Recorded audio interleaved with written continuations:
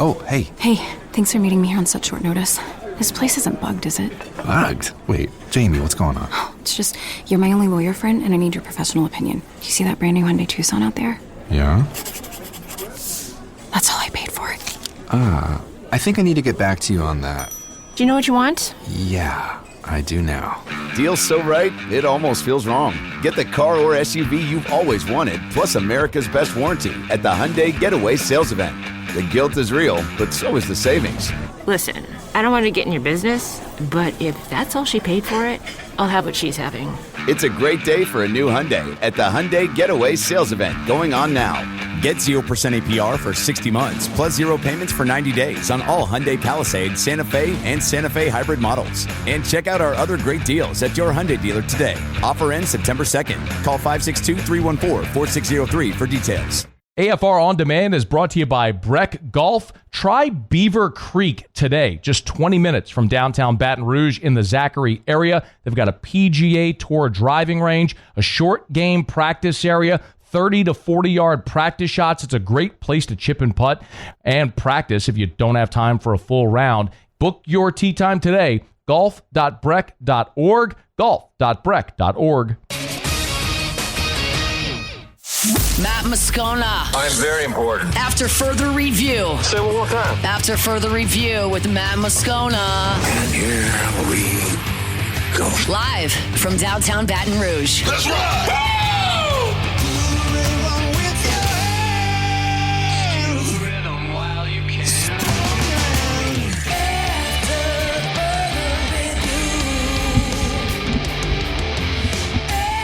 And off we go. Welcome aboard. Glad you're with us. It's AFR presented by Relief Windows. I'm Matt. This is Shaq O'Neal, and I hate Matt. Paul O'Neal. They're chanting Paul O'Neal's name. Musso.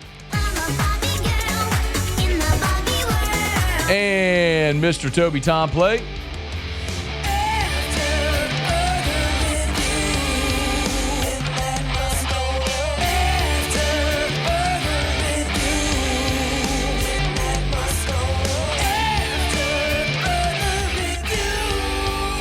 All right, we're here. Glad you are as well. Get out there and make it a good one. Happy Labor Day, everybody. You better damn well believe it's a happy Labor Day. First time we've done a show on Labor Day with LSU 1-0 in damn near 6 years. Let us begin as we do every single day. It's time to pop the top on another edition of AFR with Bud Light. Drink easy. Down to 25 seconds remaining in the game. He'll take the snap. He'll take the knee. We're down to 20 seconds. LSU begins to celebrate in Clemson, South Carolina, with a statement game for this team and this coaching staff and this program. LSU defeats Clemson 17-10 on the road to start the season.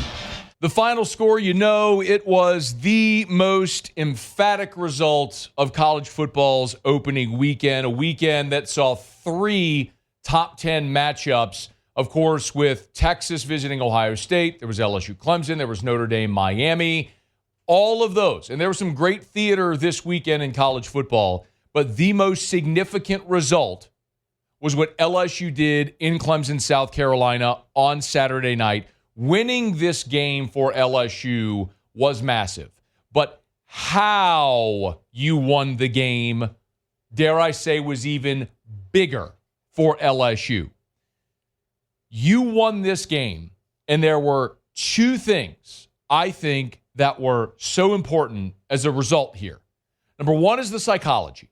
You spent 9 months putting Clemson paws all over your facility with 1-0 plastered everywhere. Not sure if you noticed during pregame warmups, every LSU player in their pregame warmup shirts had 1-0 on the back of their shirts. They took it everywhere. It was on the video board at the indoor facility. It was in Tiger Stadium when they were scrimmaging, when we saw them there. It was unavoidable. In the team room, when you walked in, they had removed all the other games on the schedule and only had Clemson. They had an all-in focus. So what if you had lost? Now, I tend to believe college athletes will bounce back pretty quickly, but you never know. And for the first time since 2019, you don't have to sit here on Labor Day 0-1. It's a great feeling. That part of it is big. The other part that I think is even more significant for LSU big picture is you just bought yourself a gigantic cushion in the college football playoff conversation. Had LSU lost this game, a lot of people said it's a must-win. It wasn't. Had LSU lost this game, they still could have gone 6-2 in the league. Now, you'd have been 9-3 overall, but 6-2 might have been good enough, depending on how it looked, to get you to Atlanta. You could still win the SEC championship. Go 7-1 in the league. Get to Atlanta, win the SEC championship. Go 7-1, get to Atlanta. Even if you lose, you're 10-2 in the regular season. You could still get in. Now, because you've won this game, you go 6-2 in the league. Even if you don't make it to Atlanta, you're in. And it's hard for me to imagine that team we watched Saturday night losing 3 SEC games. Anything can happen. Long season, all that stuff. But my goodness, like what we saw on Saturday night was as impressive a performance as you could imagine. Again, there was the winning that was significant. How you won was even bigger because how you won was with your running game and your defense. And those two things will travel no matter where you go. They'll travel to Oxford. They'll travel to Tuscaloosa. They'll travel to Norman. They'll travel wherever you might play in the college football playoff if and when you get there. Those two things will play anywhere against anybody. If you can run the ball and you can defend, you can shrink the game, you can control the line of scrimmage, you will have a chance. That's exactly what we saw happen Saturday night in Clemson, South Carolina. Yes, that they won was massive functionally for the way the season plays out. How they won, even bigger. A few of my takeaways from this game. We could start anywhere. We could start with the defense. We could start with the offensive line, the running game. We could start with some of the crazy things that transpired throughout. Rallying. Clemson under Dabo lost for just the 12th time when leading at half. There's a lot of places we can start. I'm going to choose to start with Garrett Nussmeier because, as I've said, he is the most indispensable player in college football because of what you have behind him. You will not reach the levels you want without him, so you need him to be great. And Garrett Nussmeier was great on Saturday in a different way. We had become accustomed to Garrett Nussmeier throwing for 350 and 4 touchdowns because he had to throw for 350 and 4 touchdowns for LSU to win because your defense and your running game were not good a year ago. Nuss had to do it all. It was amazing to watch Garrett Nussmeier play within himself. Pro Football Focus has a statistic they call TWP, turnover-worthy plays. It's not necessarily say you committed a turnover, but what was a bad decision where you put the ball in harm. Garrett Nussmeier, in 75 offensive snaps for LSU on Saturday against Clemson, had 0 turnover-worthy plays. Garrett Nussmeier protected the football and made plays when he needed to. When you faced a 1st and 20, he found Aaron Anderson for 39 yards. When you had a 3rd and 5 and you were driving for a score and you needed to convert, he evaded a rush, found Kyle Parker for 16 yards. When you needed to convert first downs, Garrett Nussmeier snuck for 2 first downs, and there was a design run for 10 yards. Garrett Nussmeier converted 3 first downs with his feet in this game. We all wanted to see LSU run the ball. Garrett Nussmeier run the ball and protect the ball. Check, check. Awesome. The offensive line, massive part of our conversation, of everybody's conversation. You all know by now the 5 new starters and everything. There was some not great with the offensive line. They committed 4 penalties. They allowed 8 pressures and 1 sack. But overall, you will absolutely take that performance. You had 3 starting offensive linemen with a Pro Football Focus pass block grade above 80. Braylon Moore was at 85, Josh Thompson at 84, Paul Mabenga at 81. By the way, those are your 3 interior players. You can give help on the edge, like we've talked about, and LSU did. We saw it with Donovan Green. We saw it with Bauer Sharp. We saw it with K. Durham. They gave help on the edges throughout this game. You have to be able to prevent teams from blowing up the launch pad in the middle, and your 3 highest pass blocking grades were your 3 dudes in the middle. Why did you go get Braylon Moore and Josh Thompson in the portal? Because of that. Fantastic to see. And you made a commitment to running the football. Cole Kublik said it on this show earlier, last month. He said, the complaints about LSU's running game last year are misplaced. with the offensive line because you have to have a commitment to running the football. And LSU didn't do it a year ago. They were 60-40 pass run. They had to make a commitment to running. And on this game, LSU ran the ball 31 times. They ran it in the first half. They ran it in the second half. They ran it when it wasn't going well. They made a commitment. Joe Sloan made a commitment to running the football. And when you make the commitment, sometimes good things happen, like the first play of the game, where Caden Durham looks like he's going to get tackled for a loss on the left side. He slips a tackle, breaks around to the right, runs for 24 yards. You've got to be willing to commit to doing it, and they did. And that's why LSU was able to hold the ball for 37 minutes. Listen to me. LSU held the ball for 37 minutes and 10 seconds, 15 minutes more than Clemson. You had the ball. You possessed the football for a full quarter more than they did, which means you owned the line of scrimmage. Both sides, you owned the line of scrimmage. The defense was awesome. I could do a 3-hour show talking about this defense. By the way, by Pro Football Focus, your top 4 players defensively, Mansour Delane, Patrick Payton, Bernard Gooden, A.J. Halsey. What do those 4 guys have in common? Delane, Payton, Gooden, Halsey. What do they have in common? Say it out loud with me, wherever you are today, LSU fans. They're all transfers. Your top 4 PFF guys defensively, all transfers. I spent all fall camp telling you Gooden and Halsey were awesome. Maybe you thought I was blowing smoke. Don't question it anymore. They're awesome. Spent all fall camp saying, hey, you go spend $18 million on guys that have skins on the wall, that are veteran, experienced, and fit your culture. This is what it's going to look like. You didn't just go get bodies in the portal. You got veteran, proven dudes who also are here to win. Brian Kelly, after the game, mentioned 2 things in particular that this team had that put them over the top against Clemson. Give a listen. The first thing you need to have when you go on the road and play a top 5 team is confidence in the belief that you can do what you need to do. And our guys believed that they were going to win the game. They really did. The next thing is you got composure. We had some mistakes early on, but our guys composed themselves at halftime and played with great composure. And I think the third thing is you got to compete and put the last play behind you and go to the next one. And to me, that's it. Play with great confidence. Know that you can do this. And they believed it. Confidence and composure, because these are dudes that have done it. Look at how they faced adversity. Bauer Sharp fumbles. Did you notice who made the tackle on Bauer Sharp's fumble? It was Bauer Sharp. He got his ass off the ground and ran 30 yards downfield and made a tackle. Otherwise, that might have been a touchdown. By the way, what happened after that fumble? Defense, quick change, 3 and out. Incomplete, no gain, field goal. End of the first half, you come away with no points. Really disappointing sequence. Crowd's going nuts. They get the ball to start the second half. What happens? You force a missed field goal. Later, you get robbed of a touchdown on the Barry and Brown play, and then you miss a field goal. Damian Ramos gets a cramp, limping off the field. Vibes are low at this point. What does the defense do? Boom, 3 and out. Stop at the end of the game. Every time this team faced adversity in this game, they stepped up and were like, we're good. What you want? Why? Because you got a bunch of dudes that are 21, 22, 23 years old that have been playing college football for 3, 4, 5, 6 years in the case of Jamari Butler and Jacoby and Guillory, who have seen everything. They have seen it all. There's nothing new.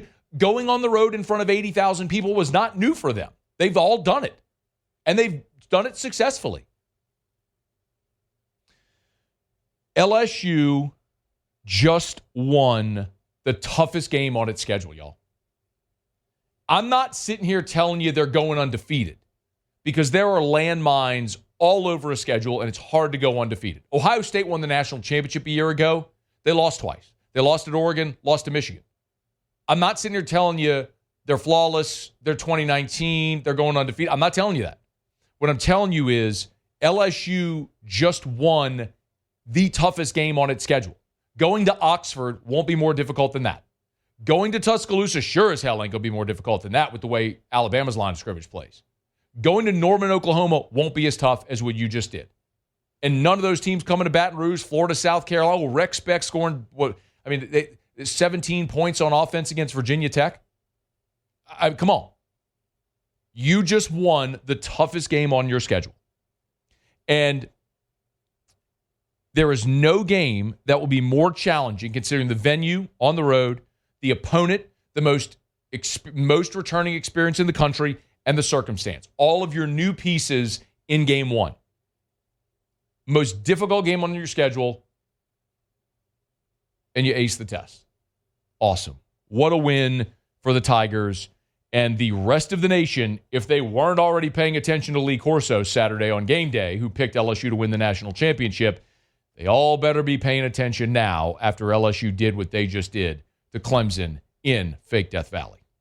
All right, it's After Further Review. Glad you're hanging out with us here. Show Open Every Day is brought to you by Bud Light. Drink easy with the great taste of Bud Light, the official beer of AFR, the official beer of the Fighting Tigers of LSU. When you get to your great local retailers, make sure you keep an eye out for the new white cans and aluminum bottles.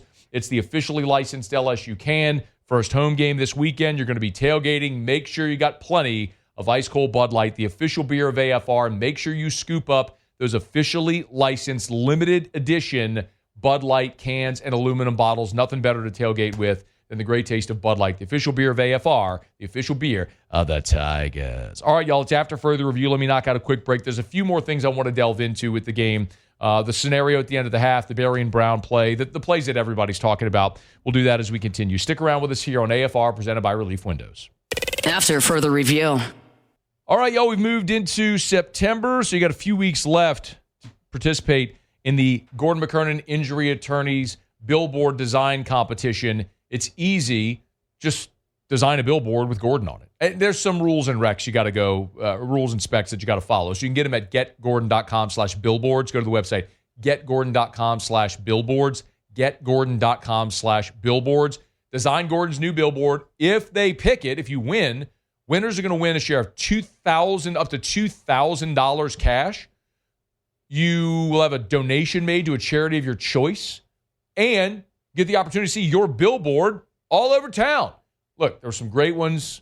A lot of times, cultural references coming, like the Barbie movie. Remember a couple of years ago, it was a great one. There was a Top Gun movie. Great designs. You can see past designs, come up with your own. Go to getgordon.com/billboards, getgordon.com/billboards. Get Gordon and get it done. After Further Review, presented by Relief Windows. Windows, doors, siding, and oh, we do shutters too.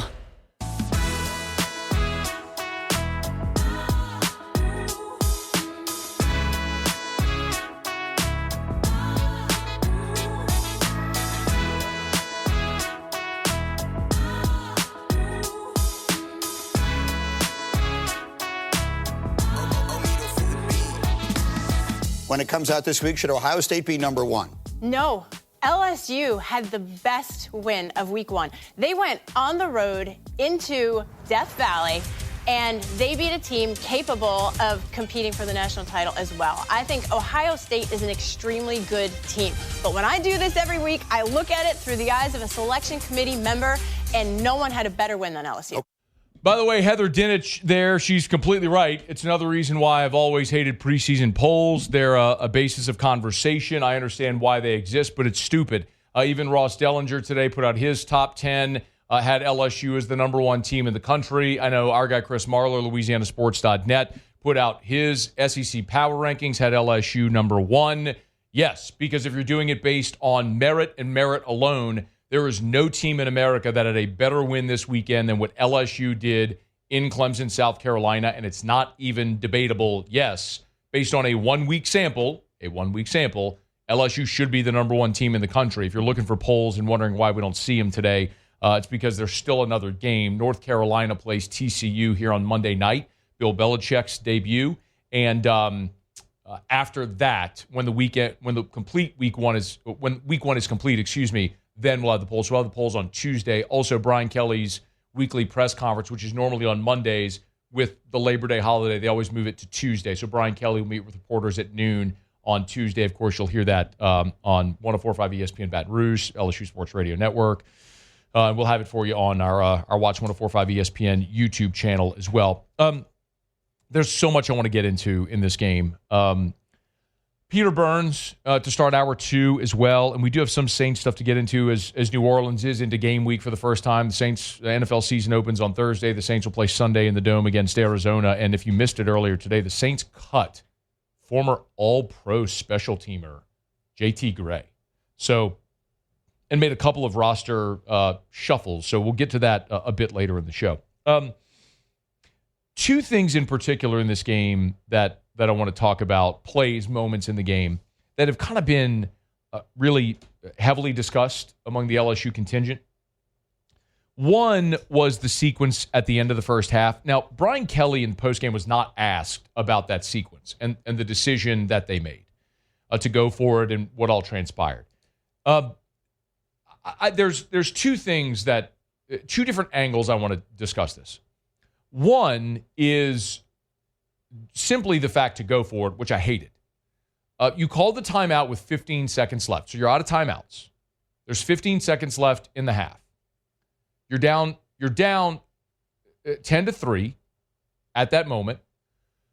And I understand a field goal doesn't get you within one score. It would still be a 4-point game, maybe a 2-score game. But I think we all understood that LSU was going to have to find the end zone in this game anyway.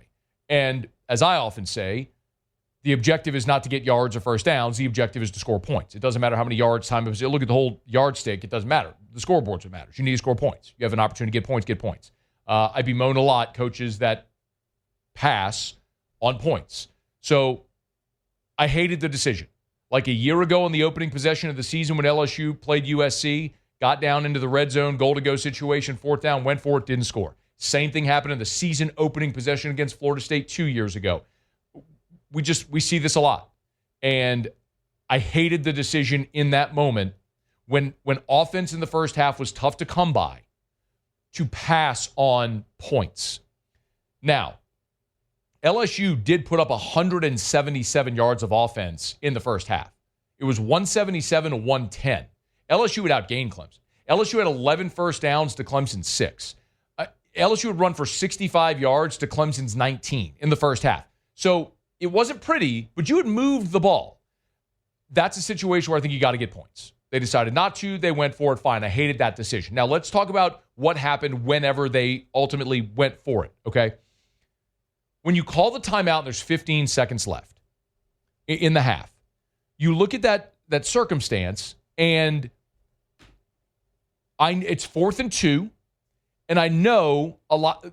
What I've heard most from people who disagree with the play call, they ran the screen to Chris Hilton out in the flat, is why'd you run that play? Because you're going to run out of time anyway. Like there's not enough time to kick a field goal or do. Yes, there absolutely was to run another play and or kick a field goal. So there's 15 seconds left when you come out of your timeout and you snap the football. Remember the clock stopped. There's 15 seconds left, and they run the play, the screen to Chris Hilton. Let's assume a couple of scenarios that could have unfolded. One, Hilton catches the ball, gets the first down. What happens when he gets the first down? The clock stops. The fumble was recovered with 9 seconds left. So let's assume he gets the first down, the clock stops with 9 seconds left. Okay, you get up to the line of scrimmage, you spike the ball, that takes 1 second, even say it's 2 seconds. All right, 9 is now 7. Or you run a play. When you're coming out of the timeout, no doubt, Joe Sloan has called 2 plays. You've got the 4th down play, and then in the event that they get it in bounds, the next play. And there's plenty of time to run a route into the end zone. And you have to tell Nussmeier one of two things happens. This is either a touchdown or an incomplete pass. You cannot throw an interception. You cannot take a sack. It's either you got your route, you throw the touchdown, and we score a touchdown, or you throw it away, it's an incomplete pass, and we kick a field goal. There's plenty enough time for that to happen. There's also a scenario, because Hilton's on the sideline, that if he gets it and gets out of bounds, the clock stops anyway. Now you're not worrying about it. You don't have to run up and spike the ball. You'll have 9 seconds to run a pass into the end zone, and if it's caught, great. And if not, you go kick the field goal. So I don't hate the decision to throw the screen. It just didn't work. They covered it well. Hilton caught it. They gobbled him up, and he fumbled. The play didn't work.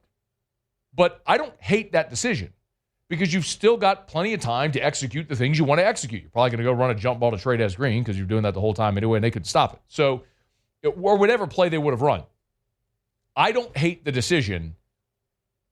to run the screen. I hated the decision to go for it to begin with. But that's what Brian Kelly does.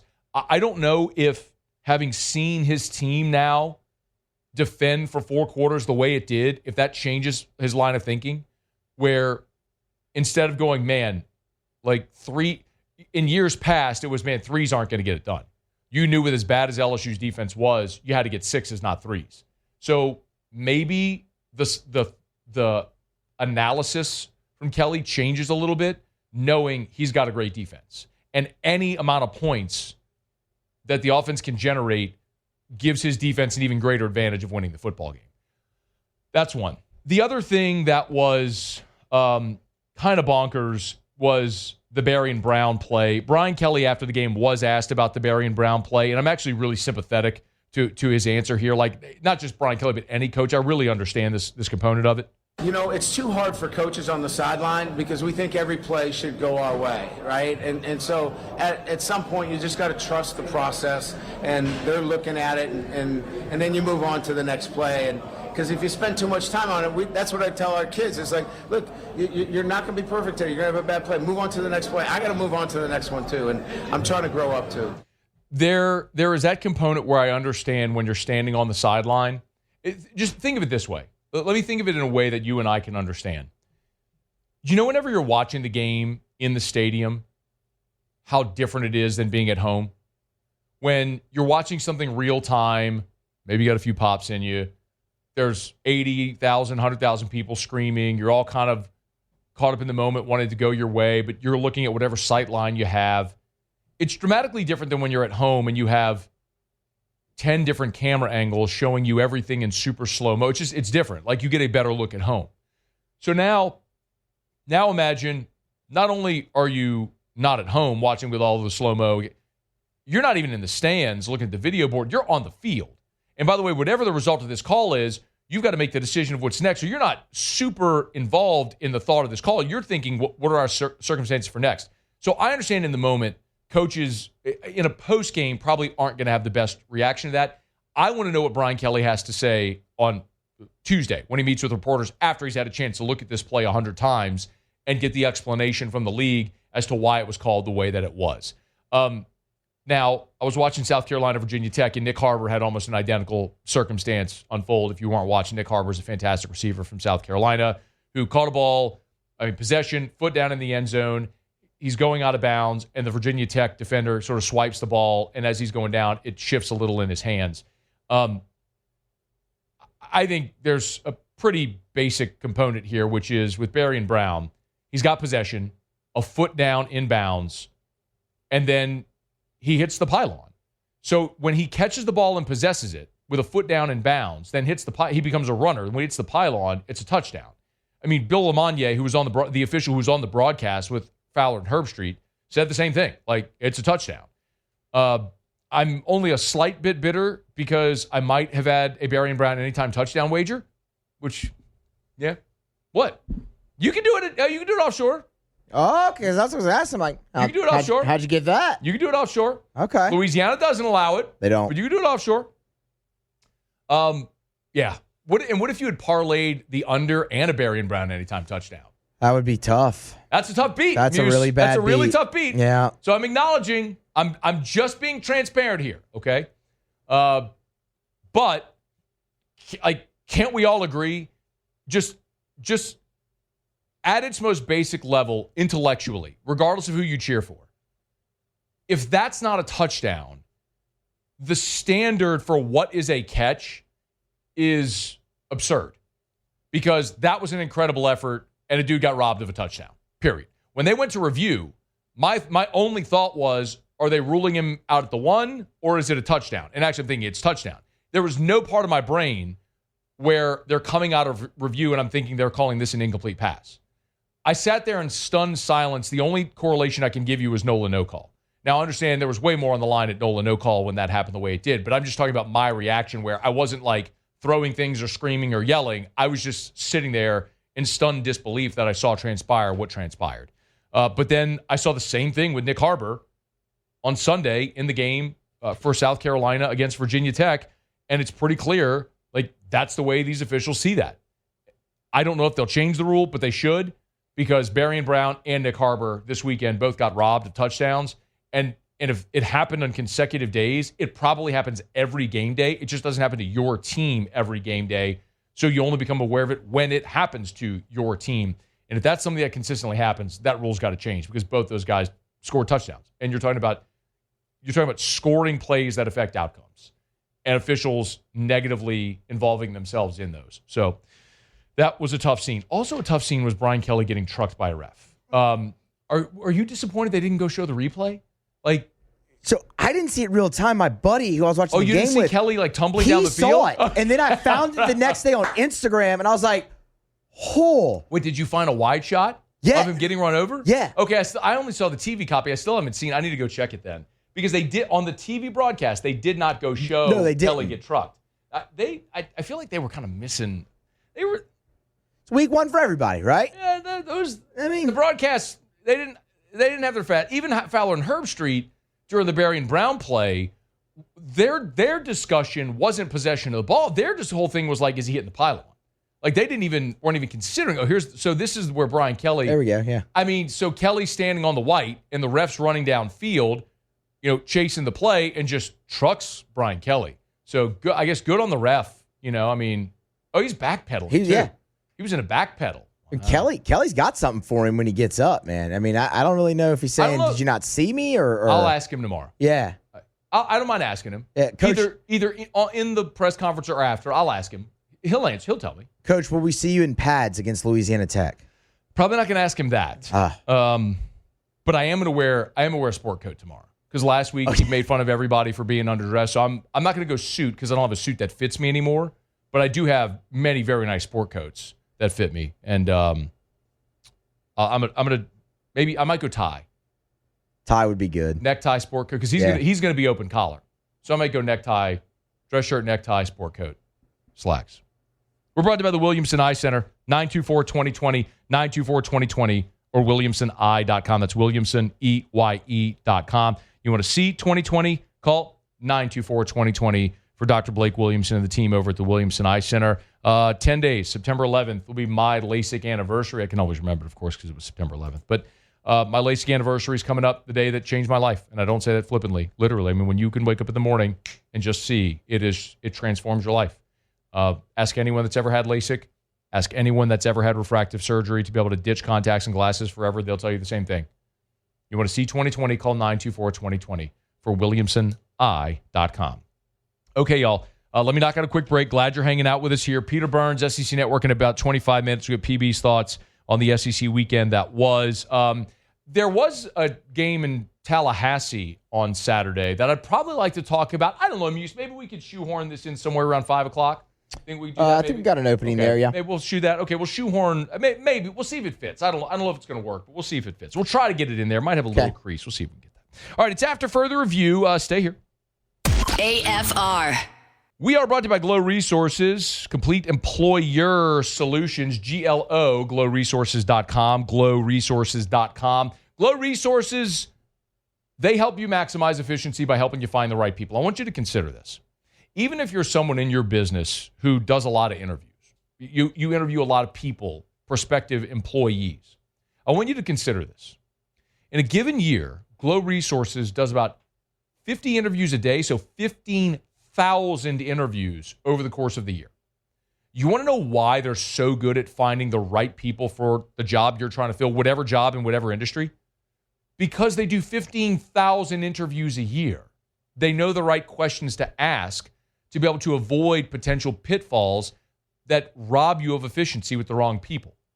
Right people in the right positions will make you more efficient, save money, do it right the first time. glowresources.com. GLO, glowresources.com. After further review, presented by Relief Windows. Windows, doors, siding, and we do shutters too.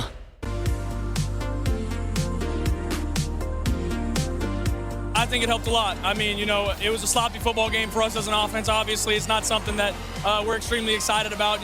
We turned the ball over early and we shot ourselves in the foot a couple times, but I think it was just a great team win. And how about our defense? I mean, sticking up for us. I mean, allowing 10 points to one of the better offenses in the country. I'm just so proud of those guys, and I'm excited for our offense to get to work and get things right. Garrett Nussmeier, after LSU beats Clemson on Saturday 17-10, he's right. The offense was at times a bit sloppy, but so often you just got to consider what you were up against. There's going to be more productive days, but 354 of total offense. First downs was 25-13. You outgained them 354-261. You outpassed them 246-230. It was about even. Remember, the Berrien Brown pass, had it been completed, that would have been 31 yards, I believe, would have been the Berrien Brown pass. So you would have been talking about closer to 280 for Nussmeier, and if that was a touchdown and another passing touchdown, would have looked much better, obviously, on the stat sheet. The score would have been more one-sided. Woulda, shoulda, coulda, all that stuff.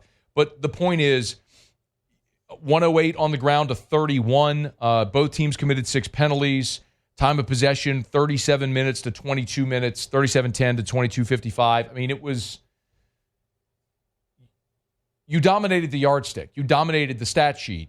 Your sloppiness is why this wasn't a more convincing one-sided win. Bauer Sharp's fumble gave them 3 points. They put together one drive at the end of the first half. You could have had points at the end of the first half. You were in position to do so. You had 2 returns that were negated by penalty.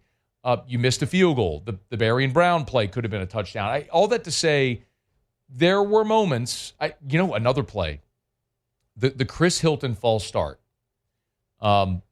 If you remember the play, LSU was moving, if you're watching it on TV, left to right. And Hilton false starts, and they blew the whistle kind of late. And LSU had the motion where everything was going left, and Aaron Anderson, who was on the left, was coming back to the right. Nuss dumps it off underneath, and he turns upfield, and he might have scored. Like, if you actually go back and watch the play, I mean, if you want to go rewind it and find it, like, he would have had one guy to beat in open space. And I kind of like Aaron Anderson in open space, one-on-one with the safety, to make a guy miss and get in the end zone. But Nuss is right, man. They did. I think we all know it. They did leave a lot of points out there.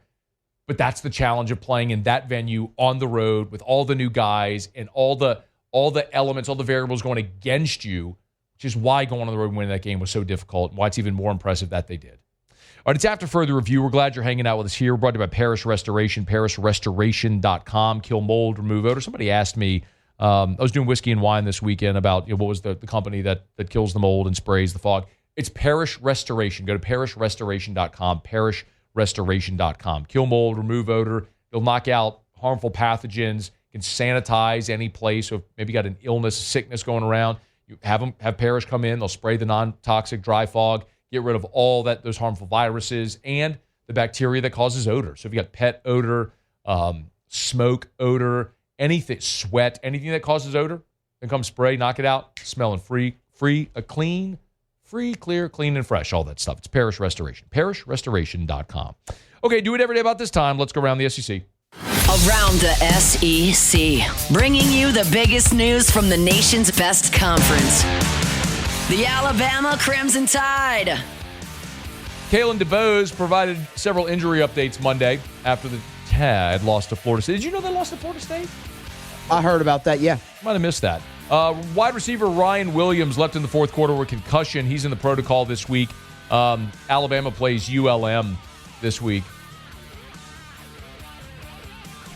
Don't you go lose to ULM. I mean, Saban lost to ULM. And this is actually a pretty good ULM team. Don't you go lose to ULM. I mean, you don't want me dressed up like a Warhawk on Monday. You want me flying through the air like a Warhawk on Monday. You go lose to ULM. Defensive tackle Tim Keenan out this week with an ankle injury. Running back Jan Miller week to week coming along nicely, according to Kalen DeBose as well. The Auburn Tigers.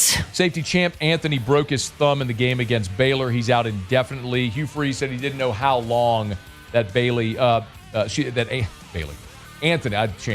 Champ Anthony would be out. He's actually coming off a season-ending broken leg that he suffered last year. That sucks, man. Feel bad for that guy.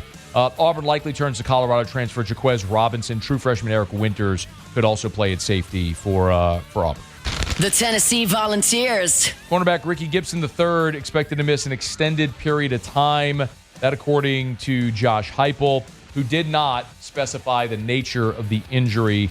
It is Go Vols 24/7 is reporting it's an upper body injury, but didn't specify what it might be. Tennessee beat Syracuse 45-26 in Atlanta over the weekend. Vols back in action Saturday when they host East Tennessee State. The South Carolina Gamecocks. Shane Beaver gave an update on Judge Collier and Cedric Surratt. Of course, Carolina beat Virginia Tech on Sunday, but they lost those two players, including cornerback Judge Collier. A 3-year, entering year 3 there with the Gamecocks. Left in the first quarter, did not return, had a brace on his left leg with crutches. Beamer said it's a knee injury. They'll see how serious when they get back to Columbia. Surratt is a true freshman, said he wasn't there today on Sunday with the team, and he's injured. They'll have his role. He would have had a role in the game had he been available, but not quite ready to get him out there. The Missouri Tigers. And Mizzou's added a kicker to the roster from the junior college ranks. Blake Craig went down with an injury in the third quarter of the season opener against Central Arkansas. Will be out for several weeks. So Power Mizzou reporting they're adding Northeastern Oklahoma A&M kicker Ryder Goodwin. I need to get Sharif on that. Ryder Goodwin. Kind of an insurance policy. Missouri had Robert Meyer handle the place kicking duty after the injury to Craig. All right, there you have it. That is Around the SEC. Monday shows brought to you by Relief Windows and ReliefWindows.com. Windows, doors, siding. Oh, yeah, they do shutters as well. It's Relief Windows and ReliefWindows.com. Well, now I got a quick break. Wrap up hour number 1 next. AFR. After further review, presented by Relief Windows.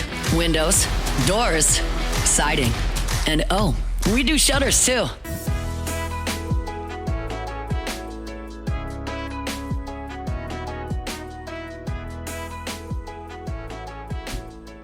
Wrapping up hour number 1. Glad you're hanging out with us here. Every Friday, we go around the room, tell you things we're watching. When we come back on Monday, we tell you what we learned. We watched. Now, let's review. All right, well, we had Marler with us as well, so obviously he's not here today. So we'll shrink it a smidge. Muse, fire away. So first for me was Hugh Freeze year 3. How'd they get off to a good start? Boy, did they. I mean, dominated Baylor, really. From start to finish in that game, Jackson Arnold with his legs. I mean, that looked like a Hugh Freeze offense if I've ever seen it. He only threw for 108, but if he's going to run for 137, look out. That was a good start. Whoosh. Paulie? And my first one was Notre Dame and Miami, the top 10 matchup. Miami jumped out to a 24-14 lead. Notre Dame came storming back in the end. Ended up losing by a field goal there. DJ Daniels had a nice catch too. Catch of the weekend.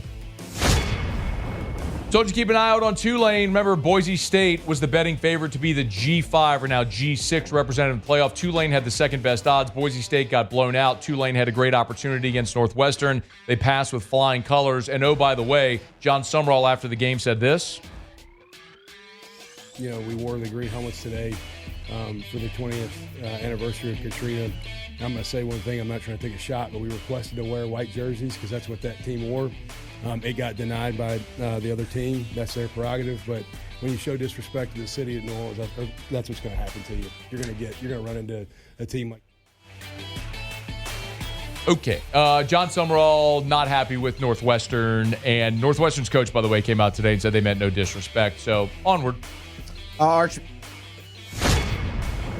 Manning, Julian Sain, Ohio State, Texas. That was rough for Arch. 50% at the half for about 20 some odd yards. Threw a pick, missed a lot of open receivers, some big misses, and it didn't go great. Julian Sain wasn't much better, but he didn't turn the ball over and kind of just did exactly what Ohio State needed. They got the win. Great defense in that game. My next one was the debut for Bryce Underwood. He went 21 for 31, 251 yards passing, 1 touchdown. -5 yards on the ground. Michigan got the win over Nevada. I'm sorry, New Mexico, 34. Yeah, we'll find out more this week when they go to Norman. Joey Aguilar, playoff team a year ago in Tennessee. Nico's now at UCLA. Aguilar, the UCLA transfer coming in. 16-28 for 247 and 3 tuds. Tennessee led Syracuse 17-0 at the end of the first quarter. They never looked back. But flying colors for Joey Aguilar in his debut. South Carolina and Virginia Tech wanted to look at the Gamecocks year 3 the hype train coming in here. I mean, sure, Virginia Tech's not very good. I don't think I really learned much. They did fine. My last one is the game tonight, the debut of Bill Belichick for North Carolina. Greatest coach of all time. See how he translates to the college game. And I was looking at the debut of Rich Rod, his second debut at West Virginia. 45-3, the Mountaineers beat Robert Morris. A little bit of throwback there with Rich Rod in Morgantown, a storyline to watch there in the Big 12 this season. All right, that's what we learned. We'll do that every Thursday, Monday throughout the season. We're glad you're hanging out with us here. Our Monday shows are brought to you by Relief Windows and ReliefWindows.com. Windows door siding. They do shutters as well. Check them out, Relief Windows, ReliefWindows.com. Okay, all Sports Center's coming. Get you caught up on national headlines when we come back. Peter Burns of the SEC Network. Stay here. AFR. South Point Volkswagen is open today on Labor Day. So, here before 4 o'clock Central Time, if you're thinking, I got the day off, been thinking about a new vehicle, been hearing Scone talk about South Point Volkswagen for years, more than a decade, actually. Here's your chance. Get on by. They are open on Labor Day, and they've got amazing Labor Day savings going on right now, like 3.9% on 2025 Tiguan, or you get 4.9% for 60 months, 4.9% on 2025 Taos. Great deals all across the lot. And as we always say, if it's on the lot, it's online at southpointvw.com. Southpointvw.com. That's South Point Volkswagen, Louisiana's largest volume Volkswagen dealer. Hey, if they can save you money, even if you're outside of Baton Rouge, isn't it worth the drive? It's at South Point Volkswagen. Airline just north of Highlander, southpointvw.com. South Point Volkswagen, what's your direction?